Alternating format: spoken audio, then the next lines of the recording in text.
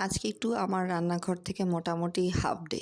আল্লাহুম্মা সাল্লি সাল্লিম আলা নাবিয়ানা মুহাম্মদ। আগের দিন রাতের অনেকগুলো ভাত রয়ে গিয়েছিল। তো এভাবে দিলে তো বাচ্চারা কখনোই খাবে না। তো আমি বুদ্ধি করে ওদেরকে একটু ফ্রাইড রাইস করে দিলাম। আর সাথে ডিম পোস্ট। তো ফ্রাইড রাইসের নাম শুনলে বাচ্চাদের খাবারের স্বাদ আগ্রহটা দ্বিগুণ হয়ে যায়। তো মনে হলো যে ভাতটাও কাজে লেগে যাবে। আর এদিকে ওদের ওই প্যানপ্যানানি শোনার ওই ঝামেলাটাও আমার হবে না। তো আমি যখনই গরুর মাংস রান্না করি, চেষ্টা করি একটু বেশি করে রান্না করতে, যাতে পরের দিন আমি হয় ওইটা মানি খিচুড়ি রান্নাতে লাগিয়ে ফেলি।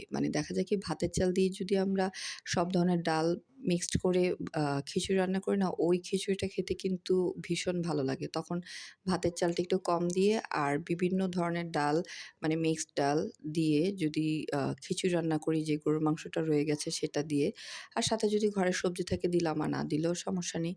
ওই খিচুড়িটা না লেফট ওভার গরুর মাংস দিয়ে রান্না করে আর সালাদ দিয়ে খেতে কিন্তু ভীষণ ভালো লাগে।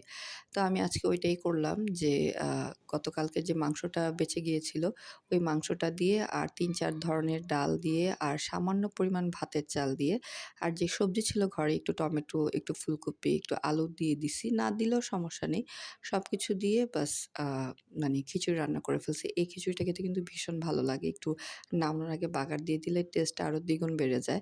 আর শীতের তো নতুন ধনেপাতা থাকেই। এটার যে স্মেল আর ফ্লেভার সেটা তো আর না বললেই না।